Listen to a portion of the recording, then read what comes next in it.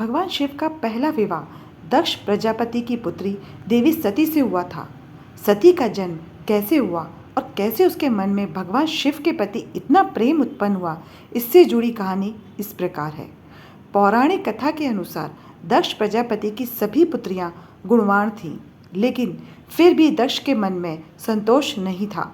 वे चाहते थे कि उनके घर में एक ऐसे पुत्री का जन्म हो जो सर्वशक्ति संपन्न हो। इसी बात को विचार करने हेतु उन्होंने पुत्री के लिए तप करना शुरू कर दिया। तप करते करते अधिक दिन बीत गए तो भगवती आद्या ने प्रकट होकर कहा, मैं तुम्हारे तप से प्रसन्न हूँ। तुम किस कारण तप कर रहे हो? दक्ष ने तप करने का कारण बताया तो माँ बोली, मैं स्वयं पुत्री रूप में तुम्हारे यहाँ जन्म धारण करूँगी और मेरा नाम सती होगा। कुछ समय बाद भगवती आद्या ने सती रूप में दक्ष के यहाँ जन्म लिया। सती दक्ष की सभी पुत्रियों में सबसे अलौकिक थी। सती ने बाल्यावस्था में ही कई ऐसे अलौकिक आश्चर्यचकित करने वाले कार्य कर दिखाए थे, देखकर स्वयं दक्ष को भी विस्मयता होती रहती थी। लेकिन जब सती विवाह योग्य हो गई तो दक्ष को उसके लिए वर की चिंता होने लगी। उन्होंने ब्रह्मा जी से इस विषय में परामर्श किया। ब्रह्मा जी ने कहा, सती तो आद्या की अवतार है। आद्या आदि शक्ति और शिव आदि पुरुष है, अतः सती के विवाह के लिए शिव ही योग्य और उचित वर है। लेकिन दक्ष को शिव कुछ पसंद नहीं थे। उनका कहना था कि वे हमेशा गले में सांप और शेर की खाल पहने घूमते रहते हैं, लेकिन सती की जिद के कारण उनको मानना पड़ा। अंत में सती का विवाह भोलेनाथ से संपन्न हुआ।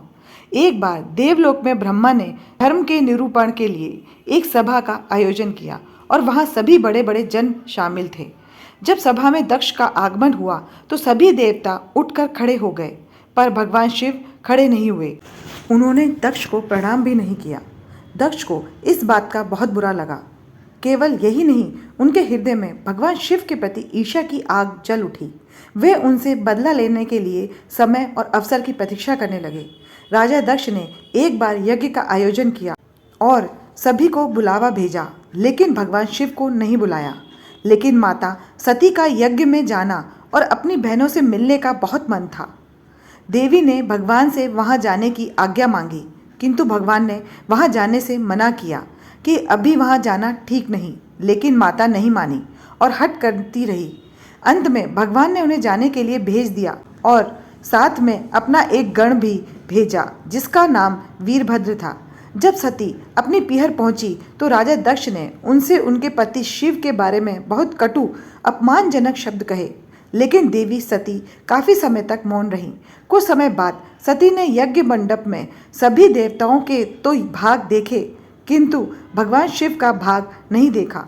वे भगवान शिव का भाग न देखकर अपने पिता से इसके बारे में पूछा तो दक्ष ने कहा कि मैं तुम्हारे पति शिव को देवता नहीं समझता। वो तो भूतों का स्वामी है, नग्न रहने वाला और हड्डियों की माला धारण करने वाला है। वह देवताओं की पंक्ति में बैठने योग्य नहीं है।